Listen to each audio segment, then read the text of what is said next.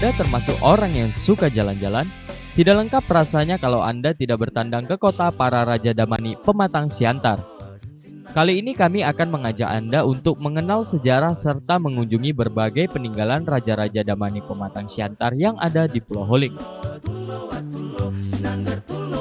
Salah satu pejuang rakyat dari masyarakat Simalungun di Sumatera Utara, khususnya Pematang Siantar yang sangat terkenal adalah Raja Sangnawalu Damani.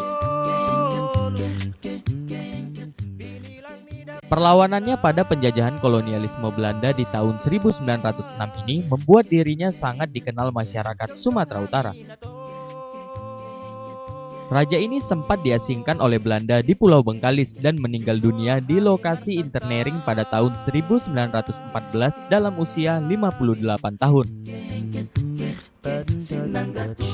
Raja Sangnawalu Damani lahir di Pematang Siantar pada tahun 1857.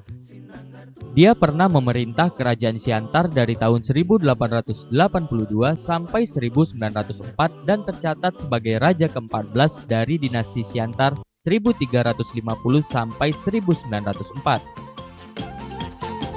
Selama memimpin kerajaan Siantar, Raja Sangnawalu gigih berjuang menentang penjajahan Belanda, baik secara fisik maupun secara politis. Salah satu peranan Raja Sangnawalu adalah membuka atau merintis jalan dari Pematang Siantar menuju Asahan sekitar 50 km.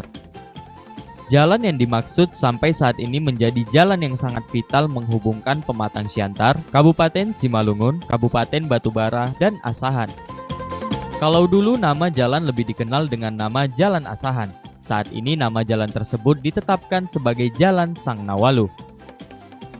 Setelah mengetahui sejarahnya, tak lengkap rasanya tanpa melihat langsung bukti sejarah peninggalan kerajaan Pematang Siantar, salah satunya makam leluhur dan tugu Sangnawalu. Makam dan tugu Raja Siantar berdiri di tengah-tengah pemukiman penduduk dan memiliki luas sekitar 28 meter persegi. Secara artistik, makam ini menggambarkan adat dan budaya masyarakat Batak Kota Pematang Siantar, yaitu Batak Simalungun. Hal itu bisa dilihat dari bangunan, motif, dan dekorasi serta ukiran-ukiran yang terdapat pada makam. Seperti atap runcing dengan ujung kepala kerbau yang melambangkan kekuatan dan motif gorga sebagai simbol atau ciri khas Batak Simalungun. Makam ini dikenal warga setempat dengan nama Jerat Partongan Kerajaan Siantar.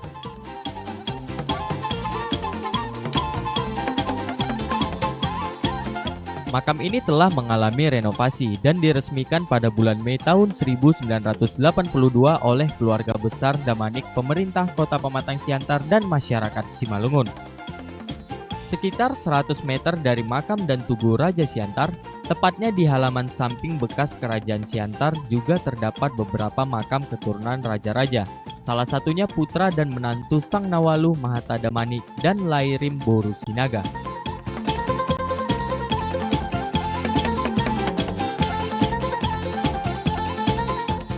Berjaya di masanya tak membuat segala peninggalan Raja Sangnawalu dan raja-raja sebelumnya mendapat perhatian baik dari masyarakat setempat maupun pemerintah. Hal ini dapat dibuktikan jika melihat kondisi bangunan bekas kerajaan Siantar saat ini. Bangunan yang berarsitektur Eropa yang dulunya sebagai pusat pemerintahan dan berkumpulnya para raja tersebut tampak tak terurus. Balkon yang dulunya sempat digunakan sebagai tempat pelaksanaan acara resmi kerajaan ini pun tampak telah dibongkar dan hanya tersisa tembok yang telah ditumbuhi pohon liar.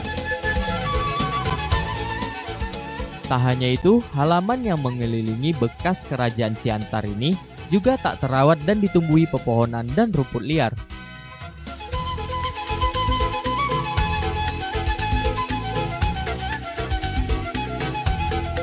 Namun demikian, sekitar 100 meter ke arah timur dari lokasi bekas kerajaan Siantar, terdapat beberapa peninggalan raja-raja yang tetap dipertahankan dan berdiri kokoh hingga saat ini.